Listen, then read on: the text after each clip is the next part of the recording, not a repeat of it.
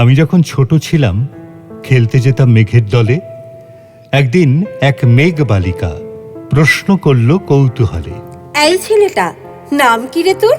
আমি বললাম ফুসমন্তর। মেঘবালিকা রেগেই আগুন। মিথ্যে কথা, নাম কি অমন হয় কখনো?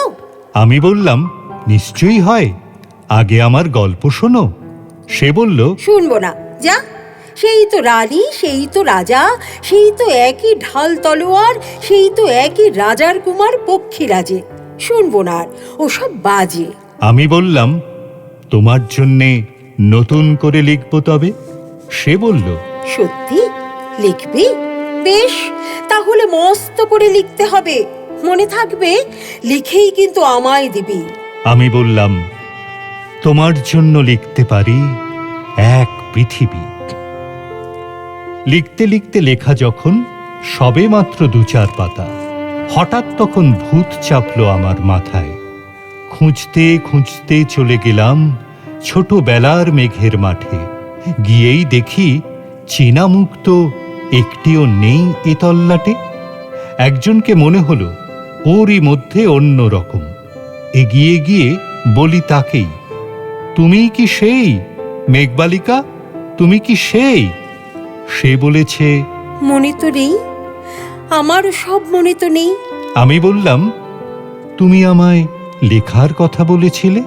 সে বলল, সঙ্গে আছে, ভাসিয়ে দাও গায়ের ঝিলে। আর হ্যাঁ শোনো, এখন আমি মেঘ নই আর, সবাই এখন বৃষ্টি বলে ডাকে আমায়। বলেই হঠাৎ এক পশলায় চুল থেকে নখ আমায় পুরো ভিজিয়ে দিয়ে অন্য অন্য বৃষ্টি বাদল সঙ্গে নিয়ে মিলিয়ে গেল খরস্রোতায়, মিলিয়ে গেল দূরে কোথায়, দূরে দূরে। বৃষ্টি বলে ডাকে আমায়, বৃষ্টি বলে ডাকে আমায়। আপন মনে বলতে বলতে আমি কেবল বসে রইলাম ভিজে একশা কাপড় জামায়। গাছের তলায় বসে রইলাম বৃষ্টি নাকি মেঘের জন্য। এমন সময় অন্য একটি বৃষ্টি আমায় চিনতে পেরে বলল, তাতে মন খারাপের কি হয়েছে? যাও, ফিরে যাও, লেখো আবার।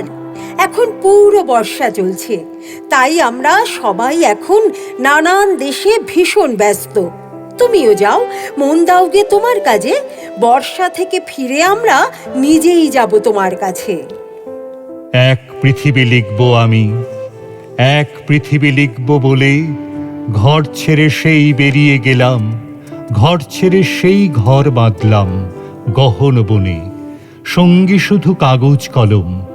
একাই থাকব, একাই দুটো ফুটিয়ে খাব।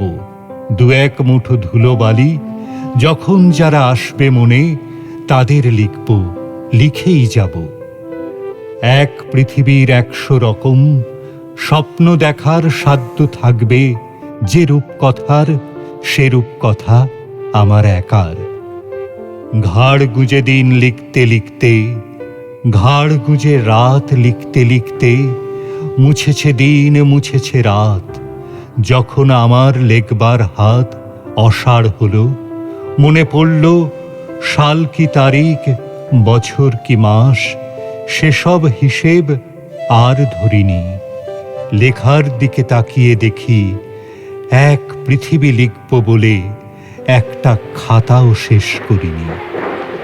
সঙ্গে সঙ্গে ঝমঝমিয়ে বৃষ্টি এলো খাতার উপর, আজীবনের লেখার উপর। বৃষ্টি এলো এই অরণ্যে, বাইরে তখন গাছের নিচে নাচছে ময়ূর আনন্দিত। এ গাছ ও গাছ উঠছে পাখি, বলছে পাখি, এই অরণ্যে কবির জন্য আমরা থাকি। বলছে ওরা, কবির জন্যে আমরা কোথাও, আমরা কোথাও, আমরা কোথাও হার মানিনি। কবি তখন কুটির থেকে তাকিয়ে আছে অনেক দূরে, বনের পরে, মাঠের পরে, নদীর পরে, সেই যেখানে সারা জীবন বৃষ্টি পড়ে, বৃষ্টি পড়ে, সেই যেখানে কেউ যায়নি, কেউ যায় না কোনোদিনই।